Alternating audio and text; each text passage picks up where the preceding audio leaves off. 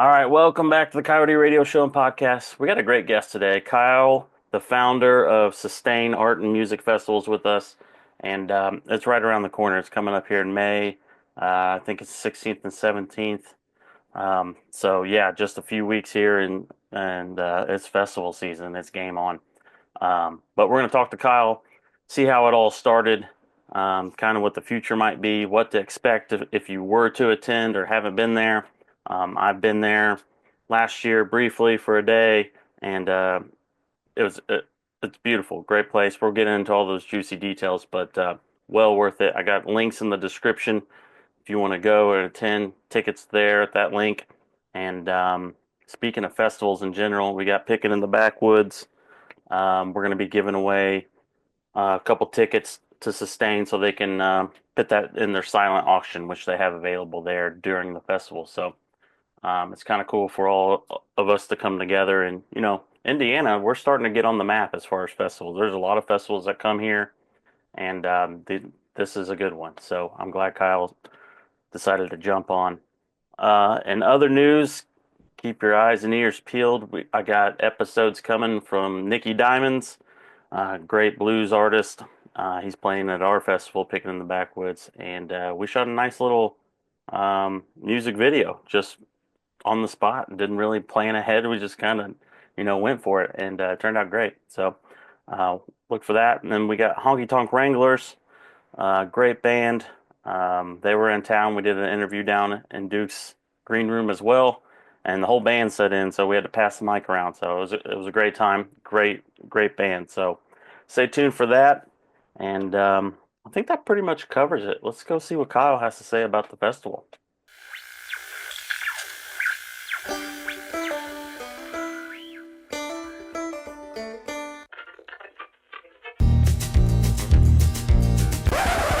All right, welcome back to another Coyote Radio Show and Podcast. We got Kyle with us, man. Thanks, man. Hey, he's the guy behind the scenes and puts together the Sustain Music Festival down in southern Indiana. What year is this? 3, 4? Yeah, hitting the year 3. Yeah, big year for us. So, Okay. Yeah, we were talking before the camera started rolling. Just so many options, so many great music things out there. We gotta survive somehow. So we're a nonprofit, so we're trying to make it happen. Yeah. Yeah, we're going to dive into the details because I like what you're doing and I like the message behind it too. I think that's a really important thing to touch on. But I will say, last year I came down. I was there for at least one night and saw the bands. The property's beautiful. Unbelievable, isn't it? Yeah. Nice and spacious, so there's not overcrowding and with parking or tent camping or whatever. Yeah.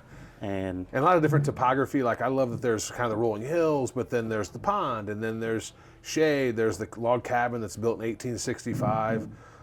It's just got a lot of unique things. I try to sum it up by saying we're not a festival in a field.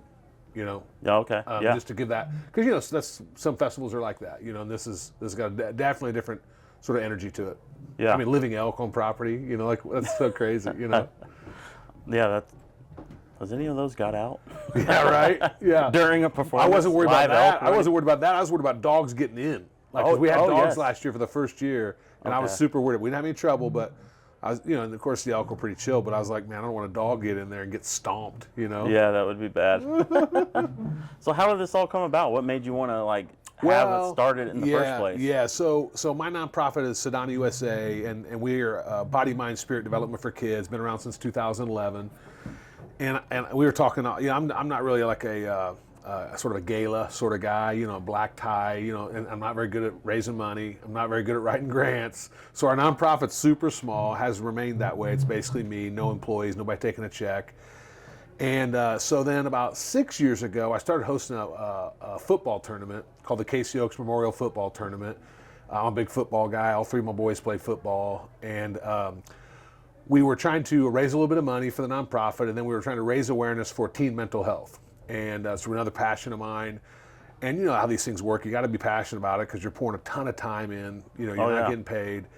And so I've been doing that, and we had some marginal success, raised a few bucks finally, and I'm like, okay, maybe what's another event I could do maybe in the spring, balance out my workload, 12 months, that maybe I could eventually raise a little bit of money but what also something I'm passionate about, right? And so I said, well, I've been going to John Hartford Festival like 10 out of the 12 years, and they do a great job and they crush it. And I started going to First City Music Festival, and of course those guys kind of spawned out of that same Hartford sort of community. Right, right. And I'm a serial entrepreneur, so I'm not afraid of risk. And I'm saying, well, let's just try it. Yeah.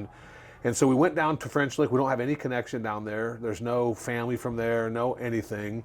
We went there because ultimately that's where we want to have a kids camp. So we ultimately want to own property in that area that becomes then like a summer camp for kids, basically. Okay. And so the money that we raise, it may take me 40 years, but the goal would be then we eventually buy some property down there. I just think the area is really cool, the rolling hills, the different topography. And so we thought, well, we might as well get down there, start getting to know the community, start to embed ourselves in the community. And so I just drove down there and started looking at properties and found 3 or 4 that were potential properties, and ultimately came together with Elk Ridge and have been working with them. And they have just an amazing property. They got lodging on site, which you don't always have, and it's just kind of a unique thing. And so we called it Sustain Art and Music Festival to try to raise awareness for sustainability. And again, our interpretation of sustainability is a little different, a little broader. It's not just about environmental sustainability, like the reuse, repurpose, recycle. That's obviously one piece that's really important. Right. But then how do we economic sustainability and social sustainability, right? So how do we structure this where everybody gets paid, everybody makes a little bit, we're all kind of got some skin in the game, no one's getting crazy rich while someone else isn't getting paid. That whole process, and as well as anybody, it's hard. It's hard to balance that out and make sure it's fair, right? Yeah. So we're working really hard at that, both at the festival and our concert series events. And of course, I'm new to the businit's, so I'm learning and growing. And Yeah. as I told you off camera, getting taken advantage of here and there. So it's been that's the economics. On the social side, we're wanting to be really intentional about building community, right? And it's just a sort of a passion of mine. I think globally, especially in North America, where the erosion of community is happening pretty quickly. You look at like where community used to come from, right? Mm-hmm. Like maybe your church, right? Well, fewer and fewer people are going to church. Or maybe your neighborhood. Well, people aren't playing in their neighborhood like they did back in the day. Or maybe your work, right? And well, people aren't working 30 years at the same place anymore, right? All these things. Your family. Well, got more divorce than we ever used to have, right? So all these things are just chipping away at community. Right, and yet I really think I got this credo and whole different business I do, and kind of connection, love, community is one of those legs of the tripod, right?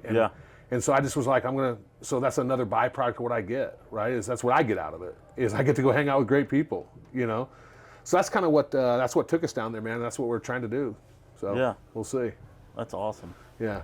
The John Hartford Festival. That's a good one. Classic. Yeah. I've not been to one outside of that one, other than like First City, and I haven't had a chance to make it down to yours yet. But I haven't been to one that's as good. That has the vibe that I like. Mm-hmm. I've been to some good festivals. Don't get me wrong, but that was special. It was special how they pulled that off. Yeah. See, with the picking in the backwoods, what I was trying to do is the same idea. Like, I like the idea of the community, especially in the old time music, when you hear about like, oh, there was a square dance down at the church, or they all got the best music. I think is when like people from the community come in and they just jam in their living room. There's it's not like a show. It's just like come together, bring some food, potluck style, and just hang out. So that was kind of like my idea with messing with the festival, and the general reason, just loving music, and I think a lot of that is being lost. Yeah, no, totally. And I'm not a music guy. Like, I'm a sports guy, and so I don't know. Like, I don't have that authenticity or those personal memories. But I can tell you, I love coming to that. Like, I love when you walk up on that environment, and there's those people who are kind of sharing the spotlight, if you will, and yet bringing the best out of each other, and playing great music. Like, that's pretty powerful stuff. It's spiritual, really, right? I mean, absolutely. So that's kind of cool. I know that I talked to several of, we're kind of loosely calling ourselves Sustainiacs. Cousin brothers named us that from the stage, but some of our Sustainiacs were at your festival, and they said that vibe was there. So that's fantastic. That you, especially in year one, right? You kind of you're kind of laying that groundwork and getting the your vision, to come true. Right, right. Yeah, that's good. So what? I know you do a lot of extra things to make sure you're sustainable in Yeah. all different ways, even from like the products you use on site or that's available. Can you talk a little bit about that? Like, Yeah. We try to say, and we say this publicly in the social media, we're not experts, right? Yeah. We don't have it all figured out. Our largest corporate sponsor that really has even allowed us to even have year 2 and year 3, they do some amazing things. Greener Organics and Greener Opportunities is their company name. And they are experts, not in the festival arena, but in the corporate world, recycling a lot of food waste and things like that. But what we're doing at the festival, again, from an environmental standpoint, obviously we're trying to recycle, and believe it or not, that's harder than you would think. Meaning well, it's hard. So you think the recycling center would take the recycling? They don't always. So yeah, last year was a big step forward. We actually hired somebody who came on site and helped us with that, and we had a lot cleaner recycling. And so that piece we're doing for sure. And then, to be honest, as long as you bring the right community together, they're already doing it anyway, right? So right. So we did things like in our festival, you're allowed to bring your own food and drinks. So we do no glass to try to get everything to be aluminum, or waste. Just like the separating is what's so challenging. And we don't have a staff. Like, I don't hire someone to go do all that. So it's people attending. They're sorting and kind of pulling the trash out, and of course trying to educate. Hey, don't put that in there. And so that whole piece is there. But it's really I would say more than anything, it's the social side that we're working on. Getting the right people there to support each other and be encouraging and be positive and that sort of thing. And then on the economic side, we're definitely figuring that out. We're trying to get those numbers to all match up for everybody. Sound guy, light guy, you know what it is. There's a lot of moving parts. Yeah. Oh, definitely. So trying to get that to be fair, is tough. Yeah, we're kind of in the same boat. Fortunately, the property that we're on, they have their own recycling already there. That's huge. And he's big on it. And even with that, it was kind of difficult. It had separate bins, but for the most part, people were very like on Sunday whenever the show was over, everyone's leaving and clean up. I went out there and I was ready to start cleaning up. Everyone had already kind of put their things away. That's huge. If they saw something out of place, they put it where it needed to be. Yeah. And just took a load off my back for sure. And it was just great to see that, having that type of people in your circle is good. Well, I don't think you would do the event. I wouldn't do the event if you get, it's still a blessing, but it's also like, it's necessary. Like, you have to charge more for tickets. You'd have to do, it's just beautiful, but also it's what you should do, right? Yeah. I mean, it's how we were raised, but I think people get into that big environment and they think, well, no one knows. Not our people, but other places. Yep. You go to some of the places, and I know, like Burning Man, I've never been there, but I know that they're this ginormous festival. It used to clean up after itself, and all that stuff, so anyway, I think we're heading the right direction as a society, where we're trying to care about the right things, and so that's cool. Try to do our little part. So what kind of obviously there's vendors, art vendors. What kind of stuff can people expect if they're a first-time comer? Like, what are they going to see as far as vendor-wise, and what kind of food, drinks, that sort of thing? Yeah. So what I think we're a little bit different in that we're trying to make the event a little bit more of a restorative retreat sort of event, and that what I mean by that is we will have a second stage this year for the first time, but we don't pack them back to back music. So we'll probably have we open up Thursday night for like early move-in campers, but really it's Friday and Saturday only. So that's also a difference. Our length is a little bit less than other places. Mm-hmm. But we're probably only have 15 bands, something like that. Yeah. And so then what we're trying to do is get people to be able to eat together. Because again, community. I think when you eat around the same table, you talked about the pitch in. You know what I mean? Yeah. We don't organize any of that, but we hope that's happening, whether it be at the campground or their own food. We don't bring in a ton of food vendors. Again, main reason for that is we eventually want to control the packaging for our sustainability accomplishments, which, as you know, is just another sorting thing. It's another separating thing. Yeah. So we'll have good food there. We'll have a couple vendors there that are we help design the menu. We help design where they're sourcing it from. That sort of thing. The Elk Ridge Ranch last year cooked. This year I don't think they're going to. But the owner of that ranch has a pizza oven, and he loves Yeah, I cooking. had some of the pizza. It was Yeah, pretty good. yeah, I yeah. like it. I don't know if he's gonna. I don't think he's gonna be there this year to do that. And then drinks wise, we bring in Beer Brewery from here in Indianapolis, and they've been a sponsor, a supporter of ours. But you can also bring your own. And so again, from a sustainability standpoint, that's one of the things I loved about Hartford. We were talking before the camera rolled, but I'm a beer drinker, and you go 4 days at $7 a pop, and I come out broke. You know what I mean? It adds up.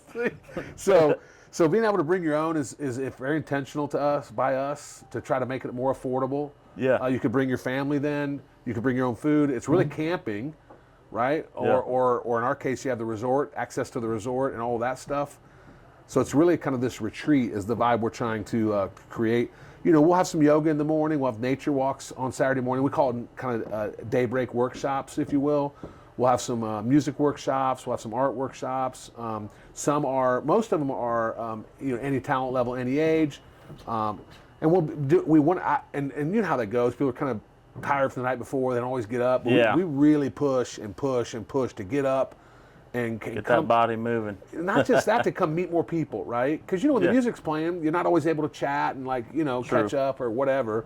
So we're trying to make that Saturday morning this sort of let's get going, let's meet people, let's do something non-music, some other sort of artistic. From a vendor standpoint, again, we don't bring a bunch in. We're a small festival. We might have 7, 8 vendors there.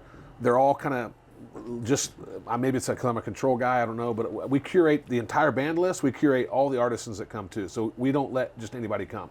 Yeah. And the main reason for that is we're small. We want to make sure we don't have 3 leather people there, or 3 tie-dye people there, or 3 soap makers, right? And so we have a lot of artisans bringing in their goods that we've talked to, and several are returning, which is fantastic.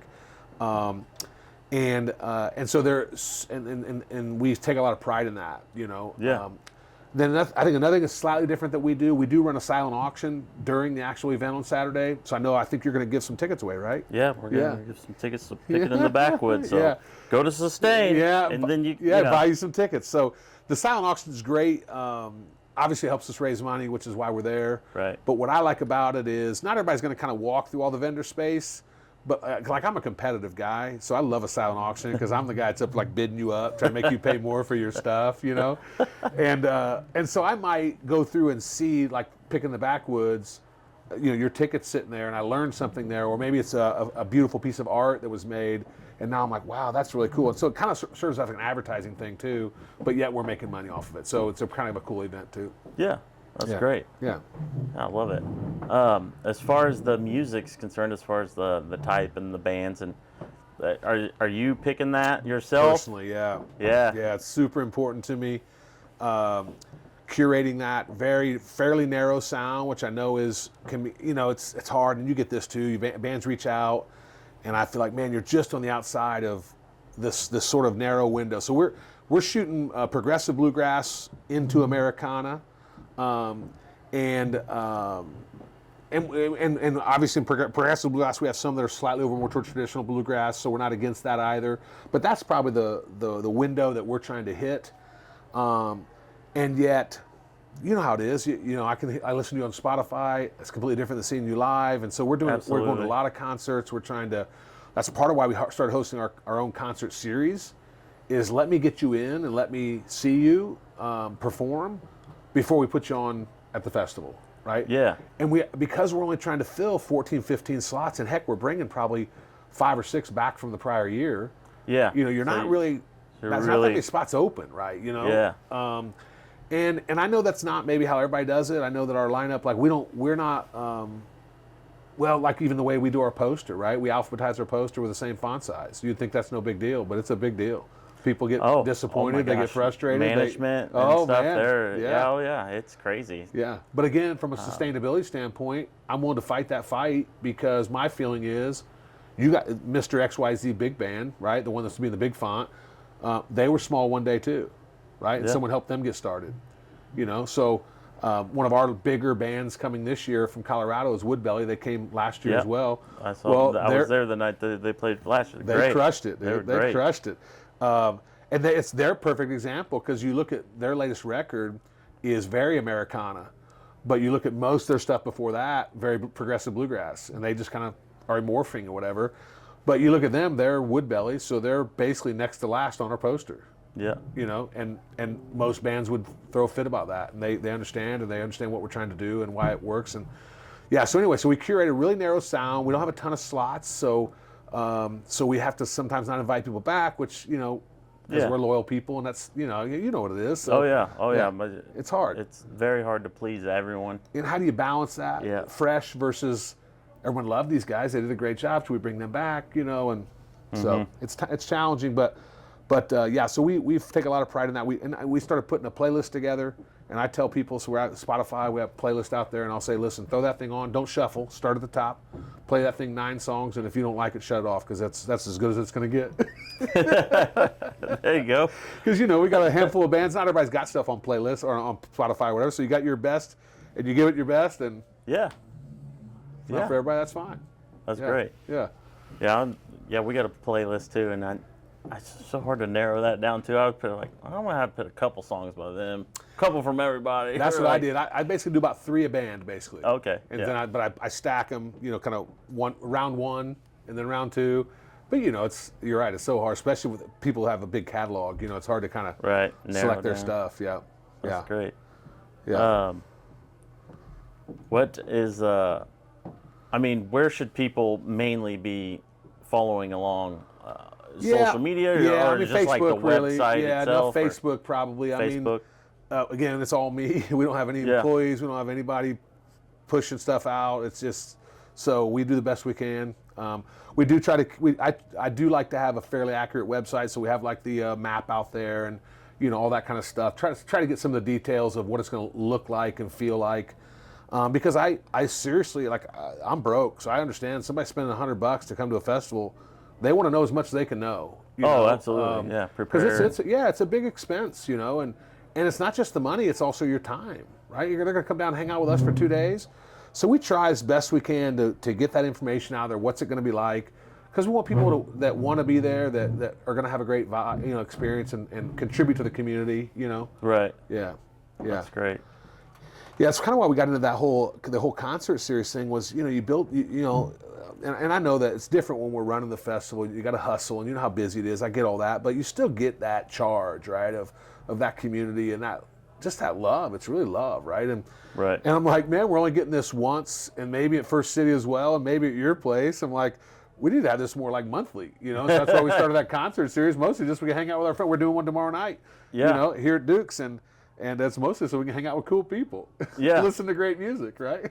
Yeah, by the way, we are in the Duke's green room down in the basement. Yeah. We love this place. Yeah. It's a gem for sure, Yeah. especially anywhere in the country, really. If you go around and to see venues, something like this is like something you see in a movie. Like you really feel down home. Like, well, I've been coming here quite a while and never even saw the place down there. I knew there was spoken about, but I'd never been down here.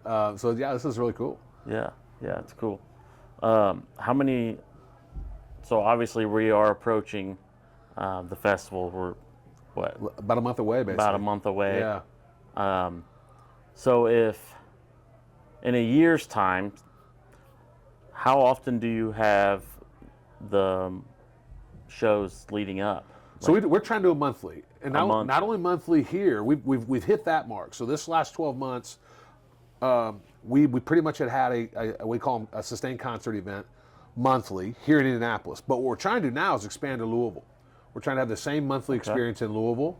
We're having a lot of trouble finding venues that want to work with us, and of course our community is much smaller in Louisville, so you know we'll have to start small and build it grassroots. But the vision is to expand that those monthly concert series, and then also get to Cincinnati eventually. So the thought would be, and for those that don't maybe know where French Lick is, it's kind of would be then central to those 3, in the middle of that triangle, if you will, roughly. Yeah. So not That's exactly great. in the middle there, but yeah, I knew you were putting the shows together and pumping them out, and I was here for debutantes and Tillers. Yep, Tillers and debutantes. Yeah, that was fire. Wow. Yeah. both. I've always loved Tillers for over a decade. Yeah. I know Mike and those guys are so good, and that was the first night I've actually seen the Debutantes. Oh yeah. And I was very impressed. They're in a class They of their are, own, I think, right now. For how young they are and how new they are to the scene, are they tight? Well, the number one song on my playlist is "I Wish I Had an Airplane" by the Debutantes. Yeah. And I'm starting to publicly say I think it might be the best progressive bluegrass song ever written. That's That's a big number, man. It's got it all. It's got the crescendo, which I'm a sucker for crescendo, right? It's got the sing along. It's sticky. It gets in your head. Yeah. It's got walk around. Yeah. It's got a fiddle solo. It's got a banjo solo in it, right? Well, It's got the harmonies. I mean, yeah. When they woo! played it here that night, the whole crowd was singing it. Oh yeah. I mean, we got in trouble by Amanda that night too. Well, I have a little trouble with the house rules. I sometimes talk too much and too loud. Well, you just get excited. That's it. It happens, you know. No, but great group, and I wouldn't be too.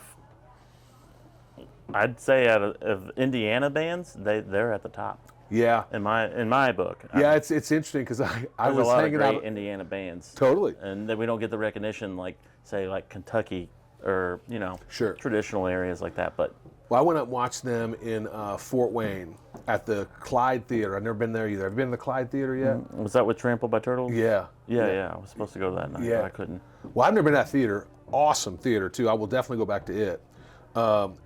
But they opened up for Trampled by Turtles, right? And I'm a huge Trampled by Turtles. I've only seen Red Rocks, one concert in Red Rocks. It was Trampled by Turtles. As I told you, I'm broke, so I can't afford a Red Rocks ticket. But we made this one happen because I love Trampled by Turtles. I think they're kind of, when you look at that sound I'm curating, they would be kind of it, right? Yeah. Okay. And then I think they're the whole package. I'm super like critical of like, I want you to have great stories, great vocals, great instrumentation, and that's hard. There's a lot of bring bands. it all Got to bring it all together, right? Yep. And I think they do that, right? So anyway, I'm a big fan of theirs. Before who opened for that one, by the way? So Trampled by Turtles, Debutantes opened. Yeah. No. I meant at the Red Rocks. Oh my gosh, it was Josiah and the Bonnevilles. Okay. Another great story. Yeah. Oh my gosh. Well, let me tell this one. We want to talk about that one. It was unbelievable. But so anyway, I'm super pumped to see a new theater. I always love seeing new venues, right? Seeing Trampled by Turtles in Indiana, right? They don't come through Indiana a lot, so great. Let me go give them my money. And then of course Debutantes are open for them, and I know how good Debutantes are. Oh yeah. And they're from Fort Wayne, so Debutantes. Think about this: if you're Lynn or you're one of the guys in the band, whatever, you're opening up for Trampled by Turtles in your hometown. I mean, that's got to be huge. That's huge. I just probably couldn't sleep the night Right, before. that's what I was thinking like, too. Waiting the next morning like it's Right? Christmas. Like That's exactly what I was thinking. I'm like, I got to go up and see this, right? Because I was there early, and they came out and crushed it. They were as talented. There was no let off in energy. There was no drop off. It was beautiful. Yeah. And that's with Trampled by Turtles in their hometown.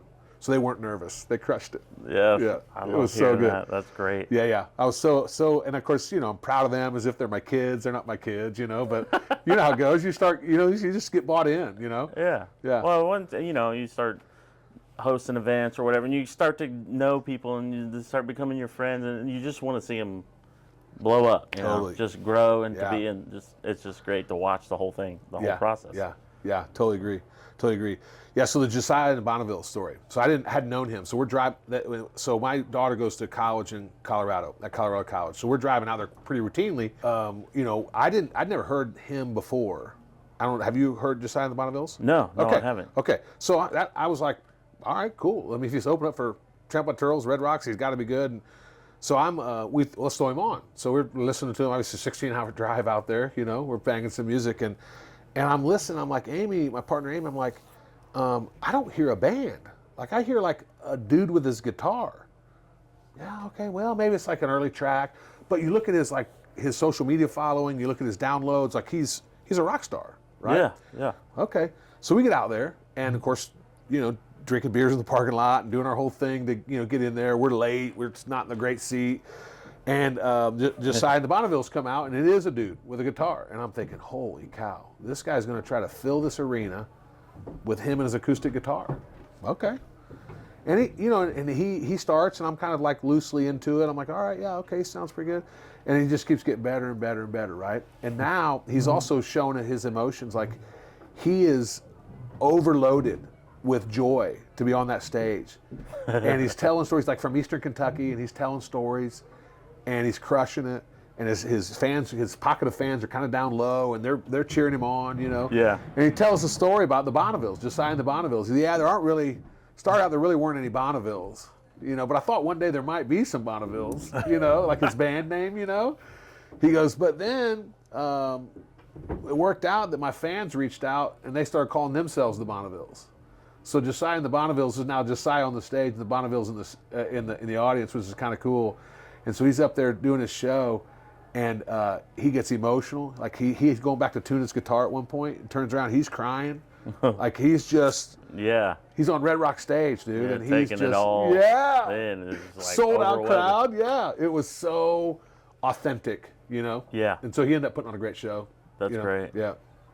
That's super cool. Yeah. I've never been to Red Rocks. It's bucket list, obviously. Yeah. I got several venues. Bucket list venues for sure. Well, I love checking out new venues, and I can't, like I said, I don't go to the big ones anymore, but that was a special treat. But I just was recently at the Southgate House Revival down in Newport. Have you been to that one? Oh yeah, several times. Man, I love it there. I got three different rooms there. Yes. And so I want to try to get a sustained event down there in probably that upper room. That's it's a little bit small. Yeah. I probably can't fill that big room, but we just saw Chicago Farm in the field notes down there. I don't know, maybe a month ago or whatever. Not just the place, the people, the whole thing was right up my alley. So I really, really enjoyed that space as well. Yeah, great venue. Been there several times over many years. And the other one venue I just recently got to was the Coterie up in Kokomo. Yeah. I'd never been there. I've they been pull up there. so many good lines, so many great They bands. do pull and some numbers. I've just never been up there, man. And so we end up loading up the motorhome and going up there and staying the night and burn that place down. It was fantastic. Kyle up there was so great. We had some they must have been there for work, and they were some Asian folks that came into this. And for those that don't know, that it was them Cooley Boys were playing, who's going to play at Duke's tomorrow or Friday night. So we're up there. We have great seats. It's a small venue. If you haven't been there, it's pretty tight, but it's perfect. It's I've great. been there. Yeah. For your audience members, Vaden Landers. Okay. Yeah. And the local Honeys have played there. Oh, see, I haven't seen them yet either. I've been. Yeah. Fantastic. Yeah, I've heard them, but I haven't seen them live. They're so good. Yeah, I'm gonna check that out. Yeah, so we have tables up front, and these 5 or 6 Asians came in with maybe like the Kokomo worker or whatever. We get them up front, man. They're sitting at our table, having a great time, buying them drinks. Want them to have a good time. Yeah. That's how our people are. They want everybody to have a good time. Yeah.